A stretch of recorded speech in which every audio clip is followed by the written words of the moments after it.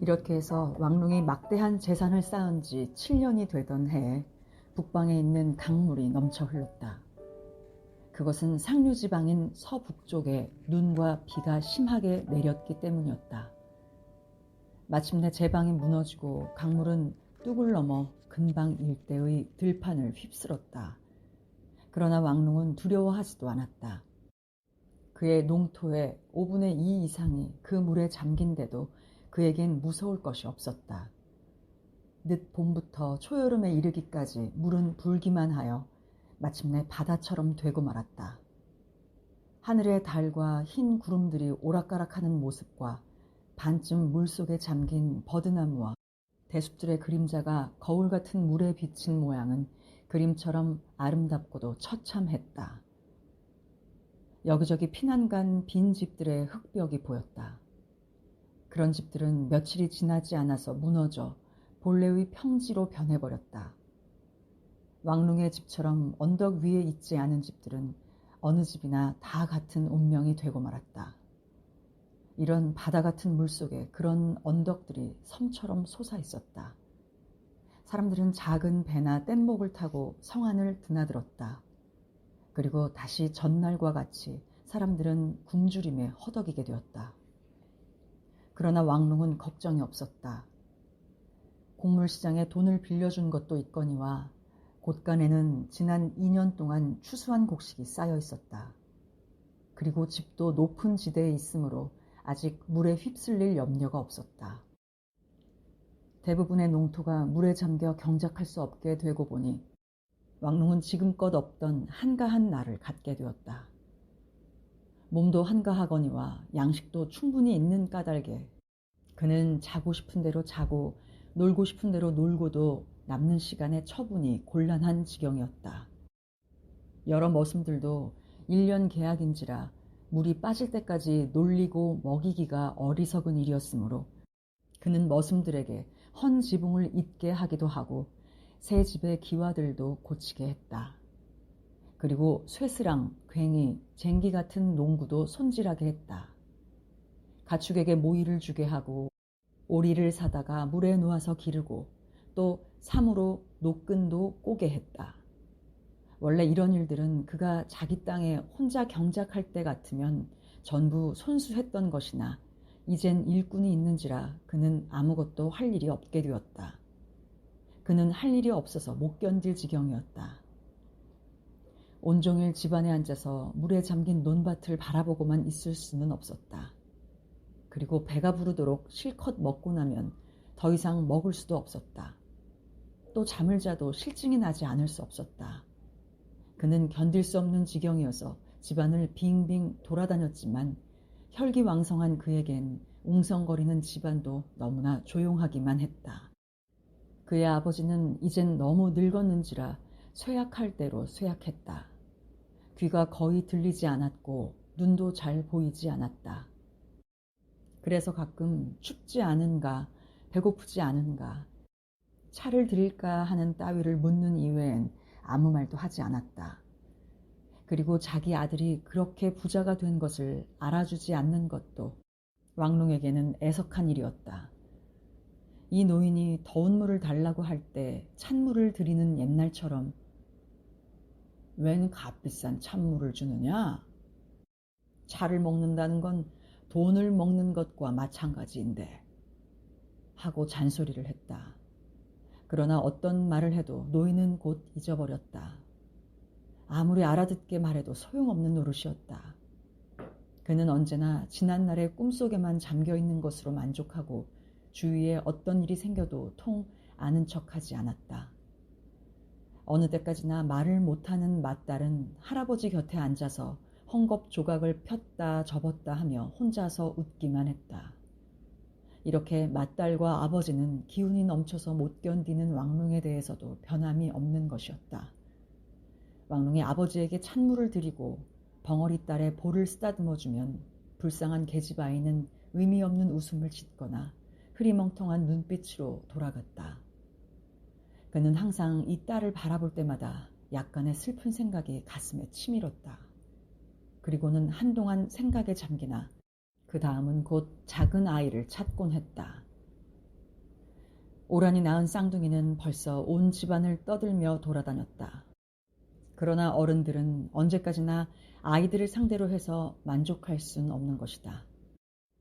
아이들은 한동안 웃고 짓거리고 하다가는 곧 저희끼리 노는 것이 좋아서 달아나 버리고 왕롱만 외롭게 남아버렸다. 이렇게 되면 왕롱은 할 일 없이 아내에게로 눈을 돌리는 것이지만 오랫동안 같이 살아온 아내로부터 아주 새로운 맛을 기대할 수도 없었다. 왕롱은 그의 아내를 이렇게 심각히 바라보는 것은 처음인 것 같았다. 누가 보아도 우둔하고 평범한 여자로 누가 자기를 어떻게 보든 상관하지 않는 여자였다. 그저 묵묵히 자기의 인생 항로를 걸어가는 여인이라고 왕롱은 새삼스럽게 느꼈다. 머리카락은 거칠고도 퇴색해버린 갈색으로 윤기 없고 또 기름도 바르지 않았다. 얼굴은 넓적하고 살결은 거칠고 눈이나 코조차 조금도 아름답거나 명랑한 구석이 없다. 거기에다 눈썹은 희미하고 입이 크고 손발도 모양 없이 크기만 하다. 지금까지와는 전혀 다른 눈으로 아내를 바라본 그는 갑자기 소리를 질렀다. 당신은 누가 보아도 가난뱅이 농사꾼의 여자지 어디 부잣집 아낙네라고 하겠소. 아내에 대한 그의 생각을 입 밖에 낸 것은 이번이 처음이었다. 오라는 천천히 영문 모를 시선으로 남편을 쳐다보았다. 그녀는 긴 바늘로 신을 꿰매던 손을 멈추고 그 큰 입을 열어 검은 이를 드러내며 웃었다. 그녀는 왕롱이 자기를 하나의 여자로 바라보고 있다는 것을 마침내 깨달았는지 광대뼈가 불쑥 나온 얼굴을 붉히면서 중얼거렸다. 쌍둥이를 낳은 뒤론 항상 몸이 불편해요. 아랫배가 터질 듯이 아파요. 단순한 오라는 7년 동안 아이를 낳지 않은 것을 남편이 탓하는 줄로만 여긴 모양이다. 왕롱은 오란이 이렇게 생각하는 것을 알자 자기도 모르게 거친 소리로 말했다. 내가 말하는 것은 그런 게 아니라 머리에도 기름 좀 바르고 의복도 좀 깨끗하게 입으란 말이오. 임자가 지금 꿰매고 있는 신도 어디 부잣집 여편네가 신을 신인가? 그러나 오라는 아무 대꾸도 않고 애원하듯이 남편을 쳐다보면서 자신도 모르게 두 발을 포개어 기대어 앉은 긴 의자 밑으로 넣었다. 왕궁은 오랫동안 이 여인이 충실한 개처럼 그를 따른 것을 생각하고 또 그가 가난할 때는 언제나 들일을 같이 해주고 더구나 아이를 낳은 후에도 곧 들에 나와서 추수하는 것을 거들어주던 일을 생각하자 나무랄 수는 없다고 생각했지만 지금 이 답답한 마음을 이길 수 없어서 본심은 아니면서도 계속해서 무자비하게 말을 했다.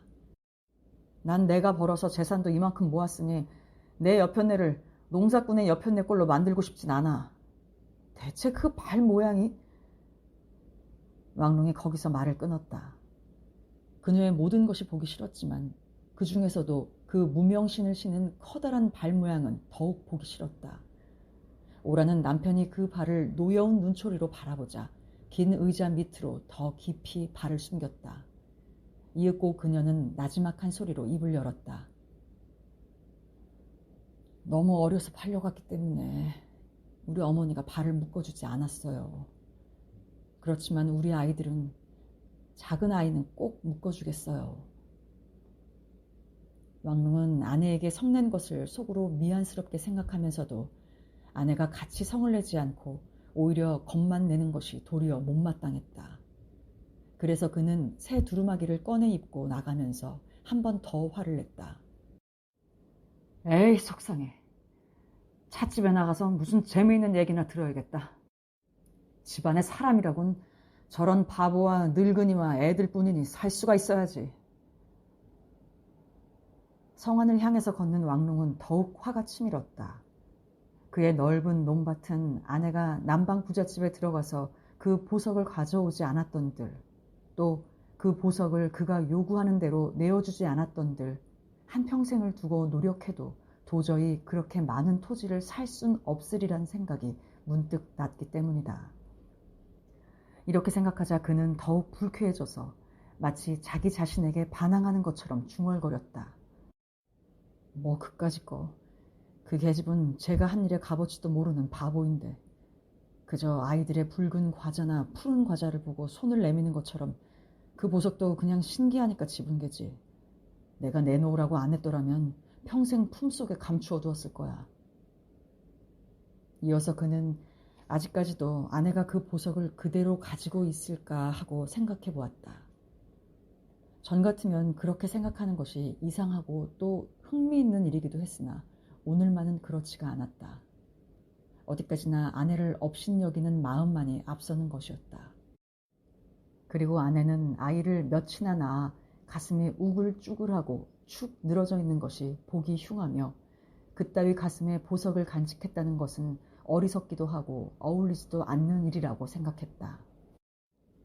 그러나 왕릉이 옛날처럼 가난한 농사꾼이거나 이번 홍수로 그의 논밭이 물에 잠기지 않았더라면 이런 생각은 전혀 하지 않았을 것이다. 그러나 지금의 그에겐 돈이 얼마든지 있다. 새로 지은 벽 속에도 감추어 두었고 방석 속에도 넣어두었고 허리춤 전대에도 가득 들어있다. 이렇게 돈에는 아무 부자요도 없다. 이전 같으면 돈을 쓴다는 것이 살을 베어내는 것 같았지만 지금은 손이 허리춤에 닿을 때마다 곧 쓰고 싶은 충동을 느끼게 되었다. 이렇게 그는 돈을 쓰고 싶어서 몸부림이 날 지경이다. 돈이야 얼마나 들든지 간에 혈기왕성할 동안에 인생의 쾌락을 맛보고 싶은 생각이 가슴에 가득했다. 지금의 그에겐 아무것도 전처럼 탐탁해 보이는 것이 없었다. 이전에는 보잘것없는 시골뜨기라는 생각으로 조심조심 들어가던 찻집도 지금은 그곳이 우중충하고 천해만 보였다.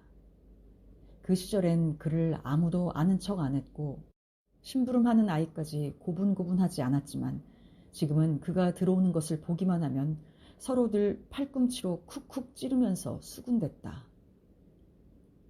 저 사람이 왕부자야. 저희가 지난번 흉년 황부자 영감이 죽던 해 겨울에 그 집 땅을 모조리 산 사람이야. 지금 아주 큰 부자야. 왕롱은 이런 말을 못 들은 척하고 자리에 앉으면서도 속으로 여간 만족하질 않았다. 문득 이런 생각도 떠올랐다. 이건 어디 꼴이 됐나. 이런 집에 와 차를 마시다니. 더구나 이 집 주인이란 작자는 생쥐처럼 곁눈질을 하는 꼴에 내 집 머슴 수입만도 못한 장사꾼인 이 집에 내가 오다니. 도저히 내 수준에 맞질 않아. 남들이 부자라고 하고 자식들을 서당에까지 보내는 내가. 왕릉은 갑자기 일어서서 찻값을 탁자 위에 던지고 누가 무엇라고 할 겨를도 없이 가게 밖으로 나와버렸다. 그러나 어디로 가야 좋을지 그도 몰랐다. 그저 방향도 없이 거리를 걸었다. 그는 이야기꾼이 짓거리는 움막 앞에 발을 멈추고 여러 사람들이 옹기종기 앉은 긴 의자 끝에 걸터 앉았다.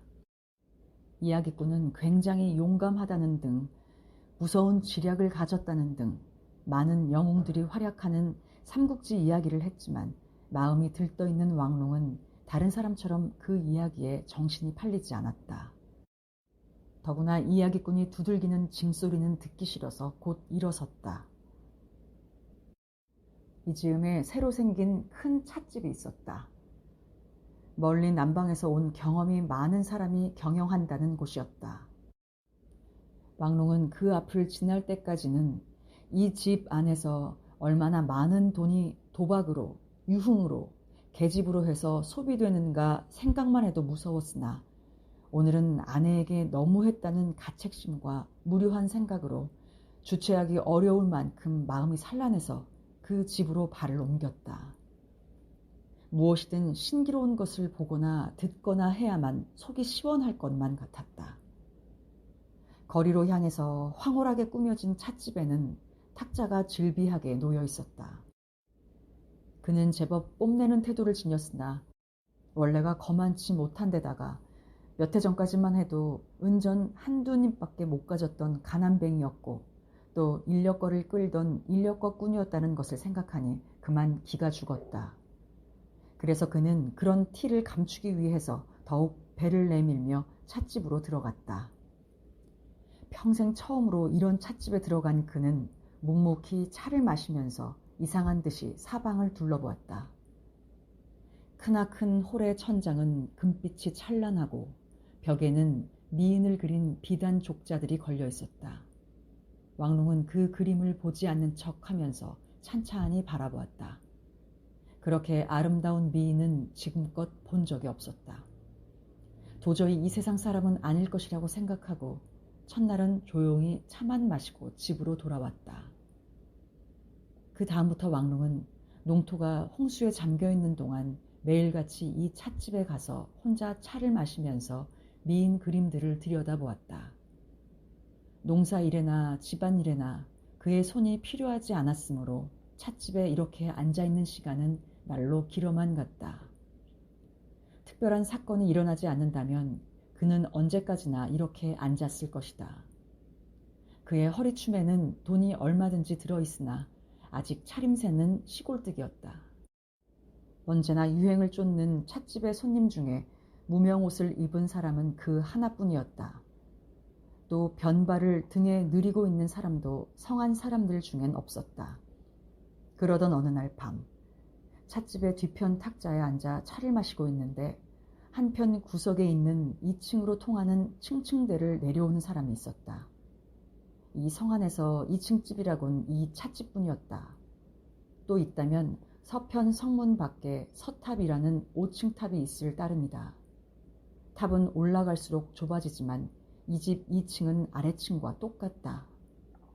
밤이 되면 그 높은 창에서 여자의 노랫소리와 명랑한 웃음소리라든가 소녀들의 섬세한 손으로 타는 비파소리가 간드러지게 흘러나왔다. 밤이 으슥해질수록 더욱 요란스러웠다. 차를 마시며 마작패를 던지는 소리와 갖가지의 유흥하는 소리가 2층 창 너머로 흘러나왔다. 그래서 왕롱은 2층에서 내려오는 발자국 소리를 듣지 못하고 있었다. 왕롱은 누군가가 그의 어깨에 손을 얹자 이런 곳에서 사람을 만나리라고는 생각지 않았기 때문에 깜짝 놀라며 쳐다보았다. 쳐다보니 아름다운 여인의 웃는 얼굴이 그를 내려다보고 있었다. 그녀는 뚜첸이었다. 그가 황부잣집 토지를 살 때 보석을 건네주고 토지 매도 증서에 서명하는 영감님의 부들부들 떠는 손을 잡고 도장을 찍게 하던 뚜첸이었다. 그녀는 왕롱을 보자 빙그레 웃음을 지었다. 그 웃음소리는 날카로운 속삭임이었다. 아니, 왕서방안요. 하고 뚜첸은 비웃는 뜻으로 서방이란 말을 길게 뽑았다. 아니, 여기서 뵐 줄은 정말 몰랐군요. 이렇게 되고 보니 왕롱은 현재의 자기는 한갓 촌뜨기가 아니라는 것을 이 여인에게 보이고 싶은 생각이 들었다. 그래서 일부러 껄껄 웃으며 큰 소리로 말했다. 왜, 내 돈은 돈이 아니오. 나도 이젠 남부럽지 않소. 뚜첸의 표정은 금방 달라졌다.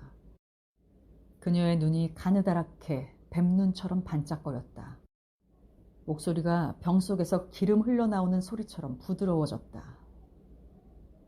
부자 양반들은 다들 여기가 좋다고들 해요. 높은 양반들이랑 언제나 와서 놀지요. 술맛도 여기가 제일 유명해요.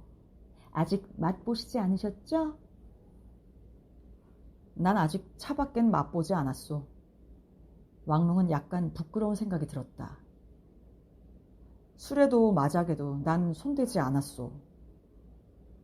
차만? 좋은 술이 있는데요. 호골주니, 소주니, 향미주니 얼마든지 있는데 차만 마시다니. 뚜첸은 아양을 부리다가 왕롱의 무안스런 눈치를 알아채자 곧 어색하게 말끝을 달리했다. 그러시다면 다른 아무 구경도 안 하셨군요. 예쁜 아가씨들의 얼굴도. 왕롱은 더욱 고개를 떨구고 얼굴을 붉혔다.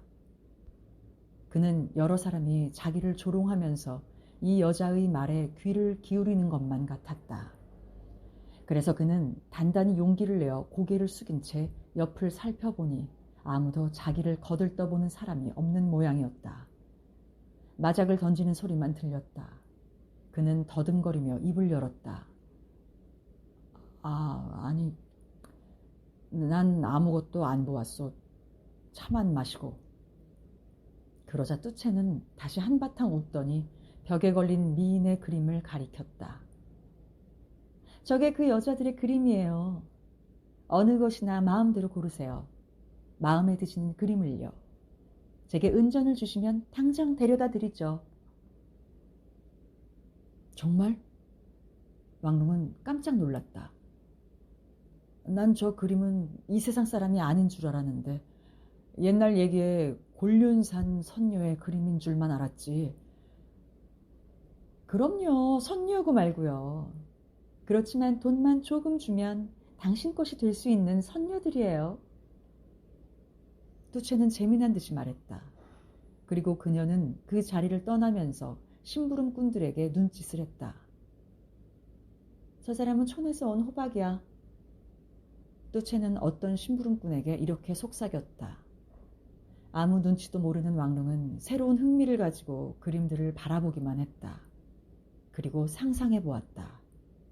저 층층대로 올라가면 그의 머리 위에 있는 여러 개의 방에 이런 미인이 실제로 살아있고 아무 남자나 마음대로 들어가서 노는 모양이다. 만약에 자기도 아내를 가진 순진하고 건실한 남자가 아니라면 다른 사람들처럼 2층으로 올라가 어떤 그림의 여자를 대할 것이다. 그는 여자 그림을 실물처럼 뚫어지게 바라보았다. 그런데 어느 것이나 모두가 아름답기만 하던 그림이 막상 고르려고 하니 역시 차이가 있었다. 그는 20장 넘는 그림 중에 먼저 셋을 가리고 다시 그 중에서 하나를 골랐다. 조그맣고 예쁜 여자였다. 대처럼 허리가 날씬하고 가냘픈 여자였다. 새끼 고양이 같은 얼굴이었다. 꽃봉오리가 달린 연꽃 줄기를 들고 있는 손은 쭉 뻗은 고사리처럼 나긋나긋했다. 이 그림을 가만히 바라보고 있으려니 그는 혈관에 술 기운이 퍼지는 것처럼 온몸이 달아올랐다. 꼭 돌배나무 꽃처럼 예쁘구나. 그는 문득 부지 중에 소리를 내어 말했다. 그리고는 자기 목소리에 쑥스러운 느낌이 들어 황급히 일어나 찻값을 탁자 위에 꺼내놓고 밖으로 나섰다. 밖은 이미 어둠에 쌓여 있었다. 온 들판에 가득한 물 위에 달빛이 은빛 안개처럼 드리워져 있었다. 그의 몸속에는 뜨거운 피가 남모르게 약동했다. 만약 이때쯤 들판에 물이 빠지고 여름 햇볕으로 젖은 땅에서 김이 무럭무럭 피어올라 마르기 시작했더라면 2, 3일 동안에 갈아엎고 씨앗을 뿌려야 하기 때문에 왕롱은 그 찻집에 가지 않았을 것이다. 또는 아이들이 아프거나 늙은 아버지가 위급한 경우라도 생겼더라면 왕롱은 그런 데에 정신이 팔려 그 그림에 있던 여자의 얼굴이라든가 대처럼 허리가 날씬한 그 예쁜 자태를 잊고 말았을 것이다. 그러나 홍수는 언제까지나 한결같이 잔잔할 뿐 움직이지 않았다. 다만 해가 질 무렵에 찾아드는 여름 바람만이 가느다란 물결을 일으킬 뿐이었다. 늙은이는 언제나 졸고 있었고 아이들은 아침에 서당에 가면 해가 저물어야만 돌아왔다. 왕롱은 집안에 있을 때면 마음을 걷잡을 수 없어서 공연히 이리저리 왔다 갔다 했다. 긴 의자에 주저앉는가 하면 아내가 가져다 놓은 차를 마시지도 않고 일어서는 것이었다. 제 손으로 담배에 불을 붙여놓고도 잊어버리기가 일쑤였다.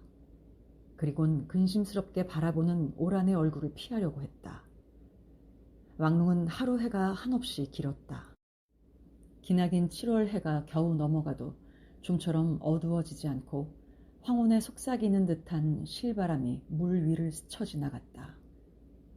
문턱에 한동안 섰던 왕롱은 갑자기 무슨 생각이 난 듯 방 안으로 들어가 옷을 갈아입었다. 아내가 명절을 위해 준비해둔 새로 지은 옷이었다. 비단같이 빛나는 무명 두루마기였다. 왕롱은 아무 말도 없이 집을 나서서 물 사이의 언덕길을 따라 성문을 지나 번화한 거리로 들어서자 옆도 안 돌아보고 2층 찻집으로 향했다. 찻집은 휘황찬란했다. 먼 해안 지방이 아니면 구하기 어려운 석유 등을 아낌없이 켜고 있었다. 그렇게 밝은 불 밑에 여러 사람들이 마시며 떠들어대고 있었다. 모두 시원한 저녁바람에 옷깃을 젖히곤 부채질을 하면서 흥이 나게 웃는 소리가 거리까지 흘러나왔다. 이 집안에는 흙만 파면서 살아온 왕릉이 지금껏 한 번도 경험한 일이 없는 유흥이 가득 차 있는 것이다. 이곳에는 일을 하지 않는 사람들이 모이는 것이다. 누구나 놀기 위해서 모이는 것이다. 왕릉은 문지방에서 한동안 머뭇거렸다. 밝은 불빛이 정면에서 흘러나왔다. 그의 뜨거운 피는 혈관을 찢을 것만 같았으나 수줍은 탓으로 해서 그대로 서 있다가 아마 집으로 돌아가고 말았을 것이다. 그러나 때마침 어두침침한 문턱에 기대어 섰던 여자가 불빛 앞으로 나타났다. 뚜첸이었다. 오로지 2층의 여자들에게 손님을 붙여주는 것이 그녀의 하는 일이었으므로 남자의 그림자가 나타나자 가까이 왔던 것이다. 그러나 그 사람이 촌뜨기 왕릉이라는 것을 알자 빈정거렸다. 난 누구라고? 촌양반이구먼. 왕릉은 자기를 비웃는 듯한 그녀의 말에 그만 화가 났다. 그는 도리어 용기를 내어 대담하게 말했다. 그래, 나 같은 촌뜨기는 이런 곳에 못 오나? 왕릉은 자기가 부자라는 것을 보여주고 싶었다. 그는 허리춤에 한 손을 넣어서 은전을 수북히 꺼내어 뚜첸에게 보였다. 이만하면 돼요? 그래도 부족하오? 뚜첸은 그 손바닥에 가득한 은전을 보자 갑자기 태도를 바꾸었다. 그럼 이리 오세요. 어느 색시를 원하세요? 그러나 왕릉은 혼자 중얼거렸다. 난 뭐 생각이 있는 건 아니지만 저 조그만 여자, 백꽃같이 희고 불그레한 손에 연꽃을 가진 여자. 다음 순간 왕릉은 불같은 욕망이 가슴에 치밀었다. 뚜첸은 어렵지 않다는 듯이 고개를 끄덕이곤 그 많은 사람들 사이를 뚫고 앞서갔다. 왕릉은 약간 떨어져서 따라갔다. 처음 그는 여러 사람들이 쳐다보는 것 같았으나 용기를 내어 사방을 살펴보니 아무도 그를 주시하는 사람은 없었다. 다만 이런 말을 하는 소리가 들릴 뿐이었다. 아니 벌써 색시한테 갈 시간이 됐나? 초저녁부터 가는 놈이 다 있구나. 그러나 이때는 왕릉도 뚜첸을 따라 벌써 좁고 가파른 계단을 올라가고 있었다. 2층에 올라간다는 것은 왕릉으로선 처음이었으나 그래도 올라가고 보니 보통 집과 다름없기 때문에 안심할 수 있었다. 다만 복도의 창으로 밖을 내다보니 상당히 높이 올라온 것 같았다. 앞에 선 뚜첸은 그를 좁고 침침한 복도로 데리고 가면서 말했다. 오늘 첫 손님이 오신다. 그러자 그 복도로 연해 있는 방문들이 일제히 열리며 쏟아나오는 불빛과 함께 젊은 여자들이 얼굴을 내밀었다. 마치 햇빛에 꽃들이 한꺼번에 활짝 핀 것 같았다. 그러나 뚜첸은 심술궂게 쏘아붙였다. 넌 아니야. 너도 아니고. 누가 너 따위를 찾겠니? 이 손님은 소주서 온 저 석죽화같이 예쁜 렌화를 찾으신다. 수군대는 소리가 여기저기서 났다. 그러자 석류빛 같은 얼굴을 한 여자가 큰 소리로 짓거렸다. 렌화는 참 좋겠네. 흙냄새, 마늘냄새를 실컷 맡게 됐으니. 이 말은 왕릉의 귀에도 들렸다. 상대를 하는 것은 점잖지 않은 것 같아 대꾸는 않았으나 농사꾼같이 보이는 것이 부끄러웠다. 내심으로는 이 말이 마치 칼로 살을 찌르는 것 같이 따끔하게 들렸다. 그러나 그는 허리춤에 돈이 두둑히 들었다는 생각을 하면 용기가 나서 뽐내고 걸을 수 있었다. 마침내 복도의 어느 방에 닿은 뚜첸은 닫혀있는 방문을 주먹으로 두드리고 방 안의 대꾸도 기다리지 않고 그대로 열고 들어갔다. 방 안에는 꽃무늬를 수놓은 붉은 이불로 덮은 침대 위에 날씬한 여자가 앉아 있었다. 만일 누군가가 이 세상에 이렇게 작고 나긋나긋한 손이 있다고 말했다면 그는 고지 듣지 않았을 것이다. 렌화의 손은 그렇게 작고 날씬했으며 가느다란 손끝의 긴 손톱은 연꽃 봉오리처럼 붉게 물들여져 있었다. 그리고 또 누가 이렇게 생긴 발이 있다 해도 왕롱은 믿지 않았을 것이다. 복숭아빛 공단신을 신은 발은 한 주먹으로도 쥘 수 있을 만큼 작았다. 렌화는 침대에 걸터 앉아서 어린아이처럼 그 발을 달랑거리고 있었다. 왕롱은 뻣뻣하게 그녀와 나란히 침대에 걸터 앉아서 그녀의 얼굴만 들여다보았다. 아래층에 걸린 그림 속의 여인 같았다. 가장 예쁜 것은 그 손맵시였다. 젖빛같이 흰 손맵시는 그림 속의 손과 닮았다. 그런 양손을 그녀의 비단옷 무릎 위에 나란히 올려놓고 있었다. 왕롱은 저런 손을 만져본다는 것은 감히 꿈에도 생각지 못할 일이었다. 그는 그림을 바라보듯 렌화를 바라보았다. 몸에 착 붙는 짧은 저고리를 입은 그녀의 허리는 대나무처럼 그대로 날씬해 보였다. 흰 털로 수놓은 동정 위로 쑥 빼어난 조그마한 얼굴은 그림 그대로 간드러지게 예뻤다. 그녀의 살구시처럼 동그란 눈을 보자 왕롱은 이야기꾼들이 미인의 눈은 살구씨같이 둥근 눈이라고 형용하던 말뜻을 알 수 있었다. 왕롱은 렌화를 아무리 보아도 이 세상 사람 같지가 않았다. 렌화는 무릎 위에 놓았던 팔을 왕롱의 어깨에 얹었다가 가만히 그의 팔을 쓰다듬어 내렸다. 그리고는 왕롱의 손을 만지작거렸다. 왕롱은 이제까지 이렇게 명주고름 같은 육체의 촉감을 느껴본 적이 없었다.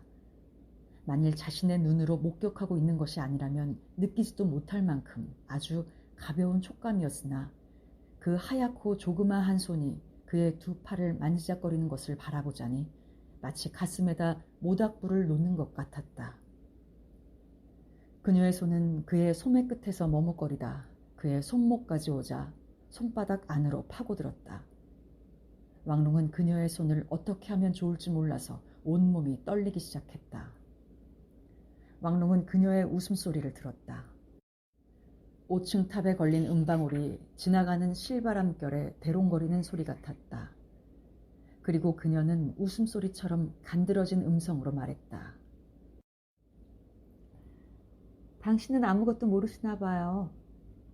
이렇게 큰 양반이. 아침까지 이렇게 보시기만 하실래요? 왕롱은 그제서야 렌화의 손을 두 손으로 모아주었다. 불에 익은 나뭇잎처럼 말랑말랑해서 힘을 주어 쥘 수 없었다. 그는 무의식 중에 애원조로 입을 열었다. 난 아무것도 모르오. 가르쳐 주오. 그리하여 렌화는 모든 것을 가르쳐 주었다. 왕롱은 열병에 걸린 사람처럼 몹시 괴로웠다. 그것은 무엇보다도 괴로운 것이었다. 불같은 여름 햇빛 아래서 일하는 것보다도 살을 에이는 얼음 같은 사막의 바람보다도 큰 흉년의 기근보다도 혹은 난방에서 절망에 잠겨 인력거를 끌던 그 시절보다도 이 렌화의 하얀 소낙 위에 잡혔을 때의 괴로움이 더한 것이었다. 그는 매일 찻집에 갔다. 밤마다 그는 렌화를 부를 때까지 기다렸다. 그리고 왕롱은 밤마다 렌화의 방에서 지냈다. 그러나 그는 항상 아무것도 모르는 촌뜨기처럼 어리둥절해 있었다. 문턱에서부터 사뭇 몸이 떨리고 어색한 자세로 조심조심 자리에 앉아서는 렌화가 웃을 때까지 꼼짝 않고 기다리는 것 등 모두가 그러했다. 그래도 가슴에 피는 끓어올랐다. 그러나 렌화가 몸을 내맡길 때까지 그는 우둔한 종처럼 일거일동을 그녀가 시키는 대로 따라갈 뿐이었다. 렌화는 마치 꺾이기 위해 피어난 꽃처럼 모든 것을 그에게 맡기는 것이 순서였다. 그래도 왕롱은 만족할 수 없었다. 아무리 렌화가 그에게 몸을 맡겨도 그는 만족하지 못했다. 그는 오란에게 대해선 본능적으로 강렬하게 요구하고 그러고는 만족하여 여자란 것을 잊고 들에 나가서 착실하게 일할 수 있었던 것이다. 그런데 렌화에 대해선 그런 만족을 얻을 수 없었다. 렌화에겐 그러한 일이 허락되지 않았다. 왕릉의 욕심이 솟구치는 밤에도 렌화는 한 손으로 그의 돈을 받으면서도 다른 가냘픈 손으로는 그의 어깨를 밀어내면서 성난 듯이 왕릉을 문 밖으로 밀어내는 것이었다. 그러면 왕릉은 그대로 돌아가는 수밖에 없었다. 마치 목마른 사람이 바닷물을 마시면 더욱 갈증이 나서 발광하는 것처럼 사랑에 굶주려 있는 것이다. 이렇게 그는 렌화를 찾아가지만 언제나 만족하지 못한 채 나오곤 했다.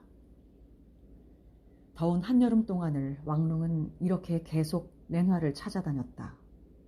그는 렌화에 대해서 아무것도 아는 것이 없었다. 어디서 온 여자인지 어떤 신분의 여자인지 알아볼 생각도 안 했다. 그녀와 같이 있는 동안에 왕릉은 별로 말을 하지 않았다. 렌화는 어린아이처럼 웃으며 줄곧 짓거렸지만 그는 귀담아 듣지 않았다. 다만 그녀의 얼굴을, 손을, 몸뚱이를, 눈을 뚫어지게 바라보면서 마음을 끌려고만 할 뿐이었다. 그는 아무리 해도 렌화를 완전히 소유할 수가 없었다. 그래서 그는 새벽이면 언제나 머리가 혼미해져서 애틋한 생각을 가슴에 가득 안고 집으로 돌아오곤 했다. 집에서 보내는 여름날의 하루해도 무척 지루했다. 그는 방 안이 덥다는 핑계로 침대에서 자지 않고 대밭 속에 거적을 펴고 누워 낮잠을 잤다. 그러나 잠은 오지 않고 금방 눈이 떠졌다. 멍하니 뾰족한 대잎의 그림자만 바라보려면 가슴속으로 자기도 모르는 달콤한 병적인 괴로움이 치미는 것이었다. 그럴 때 그의 아내나 아이들이 무슨 말을 묻거나 혹은 칭서방이 물이 곧 빠질성 싶고 또 물이 다 빠진 곳도 있는데 어떻게 할까요? 하고 묻기나 하면 그는 왜 귀찮게 구는 거야? 하고 역정을 냈다. 그는 이렇게 렌화에 대한 채울 수 없는 열렬한 감정으로 가슴이 터질 것만 같았다. 그는 매일처럼 이렇게 날을 보냈다. 매일 저물기만 기다렸다. 그리고 오란의 음울한 얼굴을 피했다. 놀던 아이들까지도 자기 곁에 오면 침착해지는 것이었다. 그것조차 왕릉에겐 바로 볼 수 없는 노릇이었다. 늙은 아버지까지도 그를 이상한 듯이 바라보곤 물었다. 너 어디 몸이 아프냐? 왜 그 꼴이냐? 심사도 거칠어지고 얼굴도 아주 안 됐구나. 밤만 되면 렌화는 왕릉을 제 맘대로 할 수 있었다. 그녀는 그의 변발을 비웃었다. 그래서 왕릉은 날마다 머리를 감고 빗고 했지만 그녀는 비웃기만 했다. 남방 사람들은 그런 원숭이 꼬리 같은 걸 달고 다니지 않아요. 하고 비웃자 왕릉은 그 다음날 이발소에 가서 당장 변발을 잘라버렸다. 지금까지 어떤 사람이 아무리 놀리고 비웃어도 자르지 않았던 변발이다. 오라는 변발을 끄는 왕릉을 보자 질색하며 말했다. 당신은 목숨 같은 머리를 잘랐군요. 그러나 왕릉은 도리어 역정을 냈다. 그럼 나라고 평생 농사꾼 꼴을 하고 다닐까? 성한 사람들은 모두들 머리를 깎는데 나도 이만하면 남부럽지 않게 살잖아. 그는 은근히 후회하는 마음이 없지 않았다. 그러나 렌화가 그에게 지시했거나 원했다면 목숨이라도 서슴지 않고 버렸을 것이다. 그녀는 왕릉이 여자에게 바랄 수 있는 모든 아름다움을 한 몸에 지니고 있었던 것이다. 이전에 그는 햇볕에 타서 갈색이 된 몸을 씻는 일이 없었다. 일을 하며 흘린 땀으로 씻긴 몸이 깨끗한 몸이라고 생각했던 것이다. 그러나 그는 새삼스럽게 마치 다른 사람의 몸을 살펴보듯이 자기 몸을 살펴보기 시작했다. 매일같이 몸을 씻으니까 오란이 보다 못해 참견했다. 그렇게 너무 씻다간 죽겠어요. 왕롱은 외국제의 향기 높은 빨간 화장 비누를 사다가 살을 문질렀다.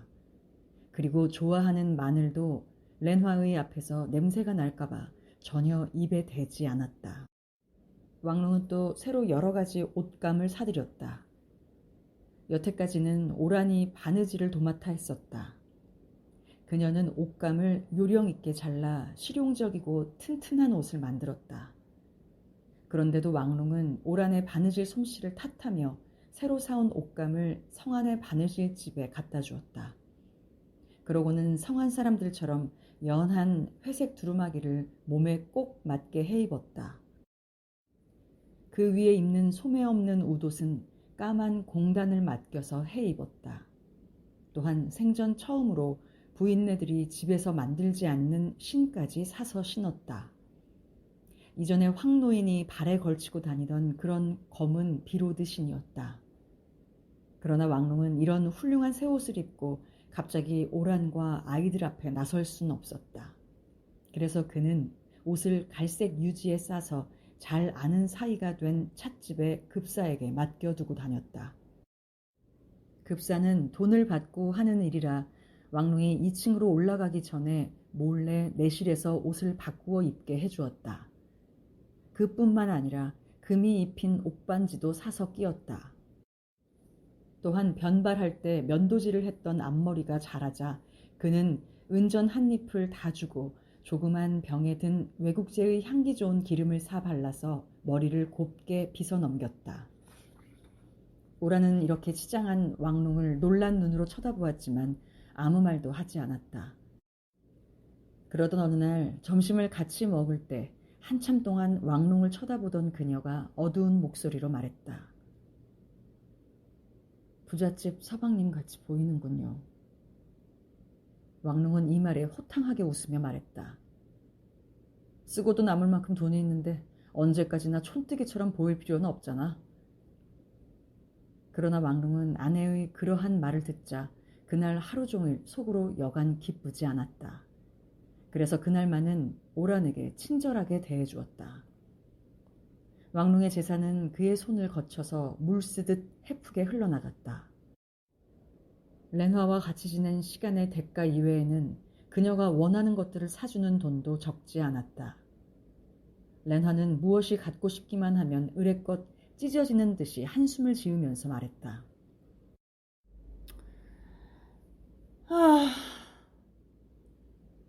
렌화의 앞에서 말을 할 수 있게 된 왕롱은 그녀의 탄식 소리를 듣고 다정스럽게 물었다. 왜 그래? 응?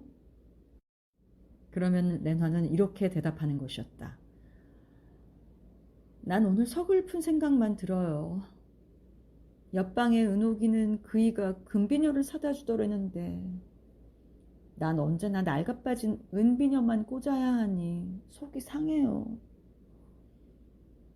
그러면 왕롱은 렌화의 이런 야들야들한 귀 모양이나 곱게 빗은 머리를 바라보면서 이렇게 대답하지 않을 수 없었다. 그렇다면 나도 사주지. 사주고 말고 내 예쁜이의 머리치장을 하는데 안 사줄 수 있나? 렌화는 마치 어린애에게 말을 가르치듯이 이러한 말들을 왕롱에게 가르쳐 주었다. 나의 구슬이라든가 예쁜 마음씨라든가 하는 낱말들을 가르쳐 주고는 자기를 이런 말로 불러달라고 하는 것이었다. 왕롱은 지금껏 씨앗을 뿌린다거나 추수를 한다거나 햇볕이 어떻고 비가 어떻고 하는 농사에 대한 말밖엔 아는 것이 없었다. 그래서 렌화가 가르쳐주는 대로 더듬거리며 말하면서도 자기의 애정을 충분히 표현 못하는 것이 못내 안타까웠다. 이리하여 왕롱의 재물은 그가 간직해둔 벽 속에서도 자루 속에서도 자꾸만 흘러나갔다. 전날 같으면 오란도 왜 벽 속에 넣어둔 은전까지 꺼내가요? 하고 물을 수 있었으나 이젠 남편이 자기에게서 떠나고 농사도 잊어버린 채 알 수 없는 생활을 하고 있는지라 다만 걱정스러운 눈으로 바라보기만 했다. 더구나 오란으로선 남편이 그녀의 못생긴 꼴을 입 밖에 낸 날로부터 남편이 무섭기만 하고 또 걸핏하면 윽박 지르는 바람에 도저히 물어볼 용기가 나지 않았다. 어느 날 왕릉이 들을 지나 돌아오려니 오란이 못가에서 빨래를 하고 있었다. 물끄러미 오란을 바라보던 왕릉은 그녀에게로 다가가서 거친 소리로 물었다. 자네, 가졌던 진주를 어디 두었어? 왕릉은 달리 말하기가 어색했기 때문에 일부러 퉁명스럽게 말했다. 편편한 돌 위에 빨래를 놓고 문지르던 오란은 남편을 쳐다보며 주저하면서 말했다. 진주요? 갖고 있어요. 왕릉은 차마 아내를 바라보기가 거북스러워 그녀의 젖은 손을 내려다보며 말했다. 쓸데없이 가지고만 있으면 뭐래. 두었다가 귀고리를 만들려고요. 오라는 천천히 대답하다가 남편이 웃을까봐 얼른 말을 이었다. 훗날 작은 계집에 시집 보낼 때 써도 좋지 않아요. 왕릉은 억지로 마음을 단단히 먹고 언성을 높여 대꾸했다. 그 흙투성이 같은 년에게 줘서 뭐래. 진주란 예쁜 여자들이 치장으로 갖는 거지. 그리고 잠시 사이를 두었다가 거친 소리로 말했다. 이리 줘. 내가 쓸 데가 있어. 그러자 오라는 천천히 쭈글쭈글한 거친 손을 품에 넣더니 조그마한 주머니를 꺼내 남편에게 건네주었다. 그리고 그가 자기 주머니를 끄르는 모양을 물끄러미 쳐다보았다. 왕릉의 손바닥에 놓여진 진주는 햇빛에 부드럽게 빛났다. 왕릉은 흐뭇한 듯이 소리 죽여 웃었다. 오라는 다시 빨래를 방망이질하기 시작했다. 그녀의 눈에는 구슬 같은 눈물이 괴고 천천히 흘러내렸다. 그러나 그녀는 흘러내리는 눈물을 훔치려고 하지 않았다. 다만 편편한 돌 위에 펼쳐놓은 빨래를 더 한층 힘을 주어 두드릴 뿐이었다. 이런 상태로 계속해서 왕릉의 재산이 탕진될 듯 할 즈음에 돌연 그의 삼촌이 나타났다. 그는 지금까지 어디 있었다거나 어떻게 살아왔다거나 하는 이야기는 조금도 하지 않았다. 옛날 그때 그 모양으로 단추를 잠그지 않은 누더기를 걸친 채 문간에 우뚝 서 있었다. 풍상에 허덕인 듯 주름살은 더해졌으나 그 얼굴은 지난날 그대로였다. 그는 왕릉의 가족들이 아침 밥상에 둘러앉은 모습을 싱글벙글 웃으면서 들여다보았다. 삼촌이 있는지조차 잊어버렸던 왕릉은 마치 유령을 대한 듯 깜짝 놀랐다. 늙은 아버지는 가느다란 눈을 껌뻑거리며 쳐다보았으나 누구인지 알아차리지 못하는 모양이다. 삼촌이 곁으로 다가서며 큰 소리로 떠들 때에야 비로소 자기 동생임을 알았다. 안녕하세요, 형님. 그동안 조카나 손자들이랑 질부랑 모두 무고들하오. 왕릉은 속으론 반갑지 않았으나 공손한 말로 인사했다. 아저씨, 오랜만입니다. 아침은 어떻게 하셨어? 안 먹었다. 여기서 같이 먹지. 숙부는 마치 자기 집처럼 쉽게 대답했다. 그리고는 상을 새로 차릴 겨를도 없이 상머리에 앉아서 밥그릇과 젓가락을 들고 쌀죽, 건어, 콩 등 닥치는 대로 체면 차리지 않고 먹기 시작했다. 쌀죽을 세 그릇이나 후루룩거리며 쉴 새 없이 먹어치우고 고깃뼈나 자반할 것 없이 빠르게 씹는 바람에 아무도 입을 열지 않았다. 배를 채운 삼촌은 당연한 듯이 덤덤하게 말했다. 이젠 좀 자야겠다. 사흘밤이나 못 자서. 왕릉은 삼촌의 어이없는 거동에 어리둥절했으나 할 수 없이 아버지 침실로 인도했다. 삼촌은 침대의 말끔한 새 이불과 의자나 탁자들이 모두 화려한 것에 한동안 눈을 팔며 말했다. 야, 네가 부자가 됐다는 말은 들었지만 이렇게 부자가 될 줄은 생각 못했지. 그는 자기 침실에 들어온 것처럼 침대에 반드시 누워 여름날인데도 이불을 어깨까지 끌어덮고 그대로 잠이 들었다. 가운데 방으로 돌아온 왕릉은 불안한 생각이 들었다.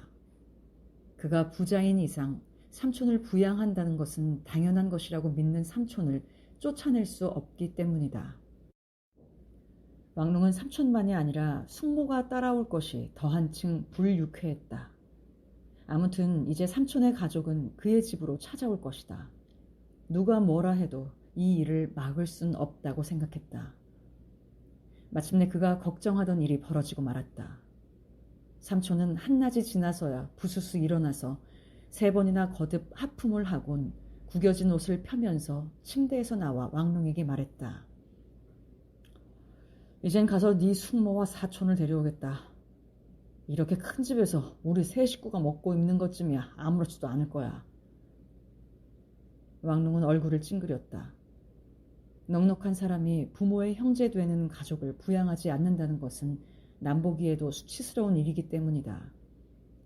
집안의 살림이 넉넉해져 마을에서도 존경을 받는 그가 체면상으로도 삼촌을 거절할 순 없는 것이다. 왕롱은 머슴들을 전에 쓰던 헌집으로 옮겨가게 하고 문간방을 비워서 그날 저녁 무렵 다시 온 삼촌과 가족을 들게 했다. 왕롱은 불쾌한 마음을 억누를 수 없었다. 그러면서도 마음에 없는 반기는 얼굴로 그들을 맞으려니 더욱 화가 치밀었다.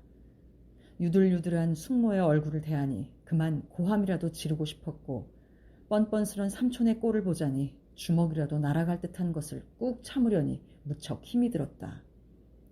이처럼 화가 나서 그는 사흘 동안이나 성내에 들어가지 않았다.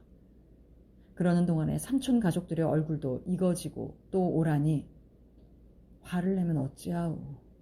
참을 수밖에 없지.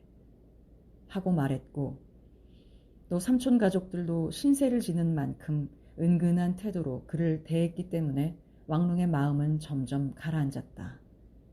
그리고 이에 비례해서 렌화에 대한 열정이 새로 일어나기 시작했다.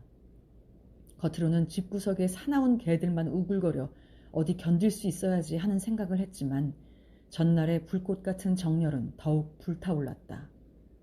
불이 나도록 렌화에게 드나들었지만 아무래도 정욕을 메울 순 없었다. 그런데 오라는 너무 단순해서 몰랐고 늙은 아버지는 늙어서 정신이 몽롱해 알려하지 않았고 또 칭서방은 왕롱을 극히 존대하는 터라 그의 행동에 관심을 두지 않았으나 그의 숙모만은 대번에 알아차리고 교활한 웃음을 지으면서 짓거려댔다. 조카는 어디로 꽃 따러 다니는 중이군? 그러나 오라는 무슨 말인지 짐작 못하고 숙모의 얼굴만 바라보자 숙모는 또다시 웃으며 말했다. 질부는 수박을 갈라야만 수박씨가 보이나? 다시 말하면 네 남편이 다른 여자를 보고 있단 말이다. 아침 일찍 집에 들어온 왕롱은 간밤의 사랑으로 지친 고된 몸으로 침실에 들어가 드러누웠다가 창 너머로 들려오는 숙모의 이야기를 들었다. 숙모의 눈치 빠른데 놀라며 다음 말에 더욱 귀를 기울였다. 숙모의 이야기는 비둔한 목구멍에서 기름이 흘러나오듯이 술술 풀려나왔다. 틀림없어. 나는 별별 사내들을 다 보아왔지. 벌써 머리에 기름 바르고 곱게 차려입거나 비로드 신을 사신고 하는 건 틀림없이 새 계집이 생겼단 증거란 말이야. 대꾸하는 오란의 말소리가 이따금 들렸다. 그러나 무엇라고 말하는 것인지 잘 들리지 않았다. 숙모가 다시 말을 이었다. 이런 멍청한 사람이 있나? 어떤 사내고 한 계집으로 만족하는 줄 아나? 또 남자들은 일에 지친 계집에는 만족하지 않아. 질부 같은 여자는 남자가 좋아하는 여자가 못 돼. 그저 고분고분 일이나 하는 소보다 낫다고 생각할 뿐이지. 조카도 이젠 부자가 됐으니 첩을 들인데도 자넨 싫다고 못해. 사내들은 다 그러니까. 우리 영감쟁이도 그렇게 하고 싶은 마음이야 뻔하지 뭐. 그렇지만 입에 풀칠도 못하고 나 하나도 못 먹여 살리는 처지니까 아무것도 못하지. 숙모는 계속해서 짓거렸으나 침실에 누웠던 왕롱은 그 이상 듣지 않았다. 숙모의 말에 왕롱은 생각을 잠시 멈추었다. 사랑하는 렌화에 대한 아쉬움을 만족시킬 수 있는 방법이 떠올랐던 것이다. 숙모의 말대로 렌화의 몸값을 주고 아주 이 집으로 데려오리라. 그리고 혼자 독차지하고 그녀의 육체를 맛보고 또 먹고 마시고 하여 그의 정욕을 만족시키리라. 이 생각이 들자 그는 침대에서 벌떡 일어나 밖으로 나가 숙모를 손짓으로 불렀다. 숙모는 문 밖에 대추나무 밑까지 따라 나왔다. 아무도 듣지 않는 것을 확인한 왕릉은 숙모에게 은근히 말했다.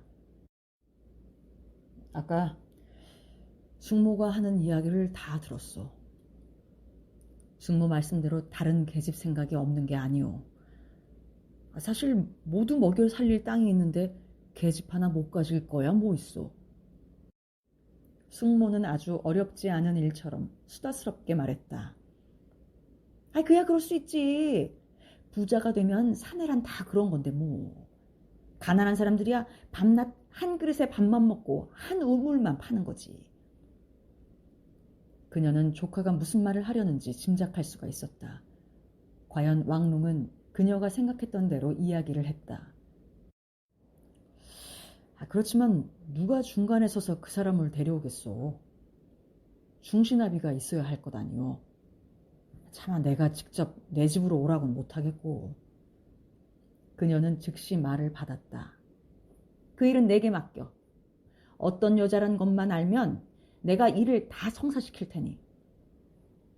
왕농은 할 수 없이 그의 사랑하는 애인의 이름을 말했다. 아직껏 누구에게도 말한 적이 없었기 때문에 불안한 듯이 주저주저 하면서 말했다. 렌화라는 여자예요. 그는 2달 전만 해도 렌화의 이름을 알고 있으리라 생각했던 것이다. 그래서 숙모가 어디 사는 여잔데? 하고 묻자 그는 그만 신경질을 내며 퉁명스럽게 말했다. 성안에 제일 큰 찻집에 있는 사람입니다. 백화각 말인가? 그 밖에 어디 또 있어? 왕농은 의례껏 알만한 일을 묻는 것이 불쾌하다는 듯이 대꾸했다. 그러나 숙모는 쫑그린 입에 손가락을 대고 한동안 생각하더니 말했다. 난 그 집엔 아는 사람이 하나도 없는데 어떻게 하지? 대관절 그 여자를 돌보는 사람은 누굴까? 그 집에 일보는 사람은 황부잣집의 종이었던 뚜첸이라고 왕농이 말하자 숙모는 갑자기 소리내어 웃으며 말했다.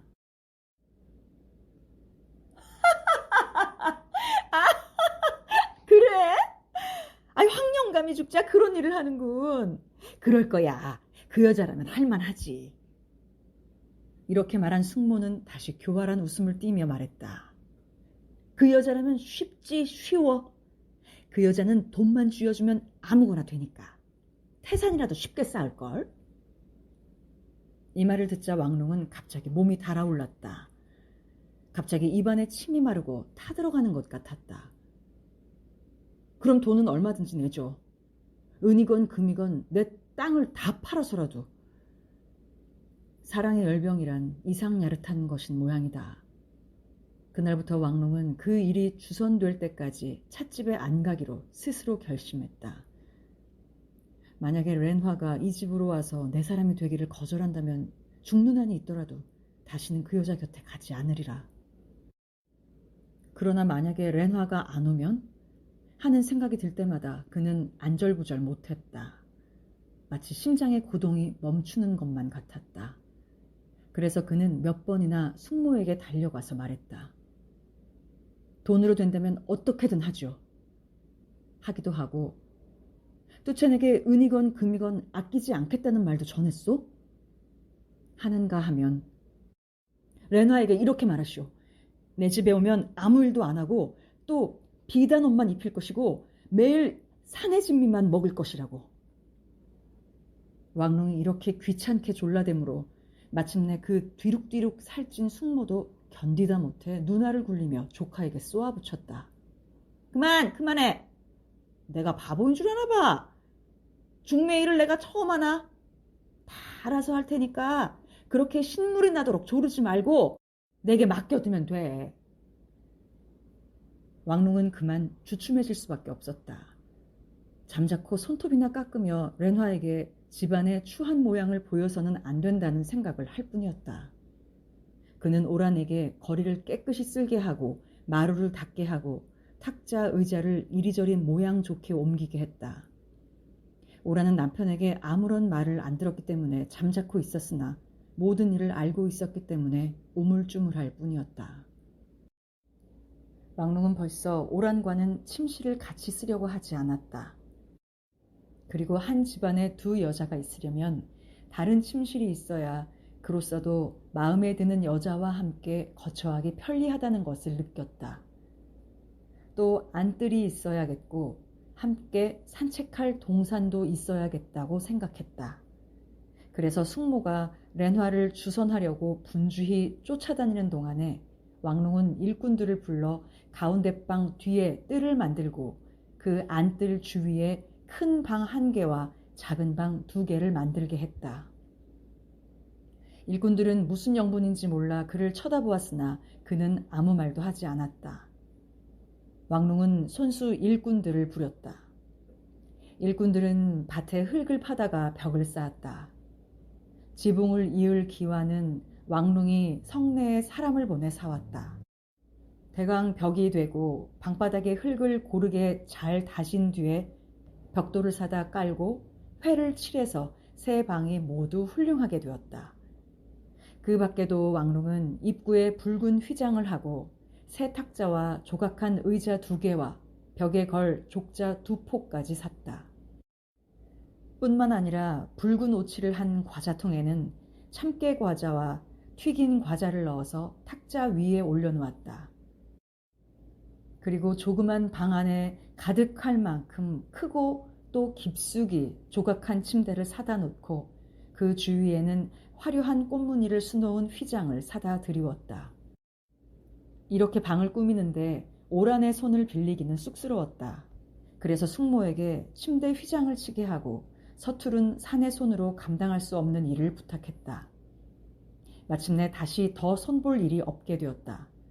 그러나 거의 한 달이 지나도 렌화를 데려오는 일은 결말이 나지 않았다. 왕롱은 렌화를 위해서 마련한 뜰한 한복판에 우두커니 서 있다가 문득 그 가운데에 연못을 만들 생각을 했다. 그래서 일꾼들을 불러다 사방 석자의 못을 파고 둘레에는 벽돌을 쌓았다. 그리고 성 안에 가서 금붕어 5마리를 사다 넣었다. 왕롱으로선 이 밖에 더 할 일이 생각나지 않았다. 그는 또다시 안절부절 못하고 열병에 걸린 상태로 기다렸다. 그는 침울해져서 누구하고도 이야기하지 않았다. 다만 아이들이 콧물을 흘리면 야단을 치거나 오란이 사흘만 머리를 빗지 않아도 고함을 치고 짜증을 낼 뿐이었다. 마침내 어느 날 아침 오란은 소리내어 울었다. 지난날 굶주릴 때도 이렇게 울지 않던 오란을 본 왕롱은 당황하여 다시 큰 소리로 말했다. 누가 뭘 했나? 말꼬리 같은 머리를 빗으라고 말한 것뿐인데 왜 이 야단이야? 그러나 오라는 울음을 그치지 않으며 말했다. 난 당신의 아들을 낳았어요. 당신을 위해 아들을 낳았어요. 그는 입을 다물고 다시 초조해 했다. 아무래도 그녀에겐 미안한 생각이 들어 가만 내버려 두기로 했다. 오라는 아들을 셋이나 낳았고 그 아들은 잘 자라고 있다. 법적으로 따져보아도 왕롱은 아내에게 트집을 잡을 아무런 이유도 없었다. 그는 지금의 행동이란 자기의 정욕을 채우기 위한 것밖에 아무런 구실도 없는 것이다. 이런 날을 보내고 있을 때 어느 날 숙모가 와서 말했다. 이제야 결말이 났네. 뚜첸에겐 한꺼번에 은전 100립만 쥐어주기로 하고 렌화에겐 옥 귀고리와 옥반지, 금반지와 비단옷 2벌과 신발 12켤레, 비단 이불 2채만 해주면 오겠다고 했어. 왕릉의 귀에는 이제야 결말이 났네 라는 말밖에 들어오지 않았다. 그는 너무나 다급해서 큰 소리로 말했다. 해주고 말고 뭐시든지 소원대로. 그는 곧장 침실로 들어가서 은전을 꺼내왔다. 여러 해 동안의 풍년의 결과를 이렇게 낭비하는 것을 남에게 보이고 싶지 않아 아무도 모르게 가만히 숙모에게 내밀면서 말했다. 숙모도 은전 10립만 받아두시오. 승모는 사양하는 신용을 하면서 살찐 몸을 뒤로 빼고 머리를 저으면서 말했다. 그게 될 말이야? 나야 한 집 식구인데. 자넨 내 아들과 마찬가지고 난 네 어머니와 같은 사람인데. 이런 일도 너를 생각해서 하는 일이지 돈을 바라고 한 일이냐? 그러다 왕릉은 숙모가 입으로는 말을 그렇게 하면서도 손을 내민 것을 보고 그 손에 은전을 쥐어주었다. 이렇게 돈을 쓰면서도 왕릉은 조금도 아까워하지 않았다. 왕릉은 돼지고기, 쇠고기, 연어, 죽순, 밤, 상어, 지느러미 등 그가 좋아하는 음식을 마련해두고 렌화가 오기를 기다렸다. 여름도 끝나가는 8월, 햇볕이 눈부시게 내리쬐는 더운 어느 날, 렌화는 왕릉의 집으로 왔다. 왕릉은 자기 집을 향해서 오는 가마를 멀리서 바라보고 있었다. 가마는 좁은 밭두길을 따라오는데 가마 앞에 들이운 것으로 해서 렌화는 보이지 않았다. 가마 뒤에 따라오는 사람은 뚜첸이었다. 일순간 그는 갑자기 무서운 생각이 나서 혼잣말을 했다. 대체 나는 무슨 짓을 하는 건가? 그는 이렇게 중얼거리곤 무의식 중에 오랫동안 아내와 같이 자던 침실로 들어가서 문을 닫고 어둠 속에서 우두커니 서서 어쩔 줄을 몰라 했다. 숙모가 문 밖에 와서 가마가 닿았으니 나와서 맞이하라고 소리쳤다. 그는 어쩌할 줄을 몰랐다. 이제껏 렌화를 한 번도 대한 적이 없는 것처럼 우물거리며 겨우 문을 열고 나섰다. 처음 이 여자와 만나는 것처럼 그는 호화로운 옷을 입고 머리를 푹 숙인 채 천천히 앞으로 걸어나갔다. 그러나 뚜첸이 들뜬 음성으로 말을 걸었다. 이렇게 될 줄은 미처 몰랐어요. 뚜첸은 가마꾼이 내려놓은 가마 곁으로 다가가서 발을 걷어 올리고 혀를 끌끌 차면서 말했다. 나오너라 렌화야. 자, 당신 집이야. 당신 주인 어른도 여기 계시고. 왕릉은 가마꾼들이 빙글빙글 웃는 것을 보자 불쾌했다. 놈들은 성내 건달패들이니까 탓할 것도 못 돼. 하고 생각하지만 자기 얼굴이 붉어지고 화끈거리는 것을 느끼고는 조롱당하는 것이 분하지만 입을 열려고는 하지 않았다. 가마의 발이 올려지자 왕릉의 눈은 저절로 그 앞으로 갔다. 꽃 같은 렌화가 조용히 앉아 있었다. 렌화를 보는 순간 왕릉은 모든 것을 잊어버렸다. 싱글거리는 가마꾼들조차 잊어버리고 이 여인이 내 것이 됐다는 것, 언제까지나 같이 살려고 왔다는 것밖에는 아무 생각도 없었다. 그는 사뭇 떨리는 몸을 꼭 버티고 렌화의 자태만 뚫어지도록 바라보았다. 한들거리는 탐스러운 렌화는 왕릉의 온 정신을 잡아끌었다.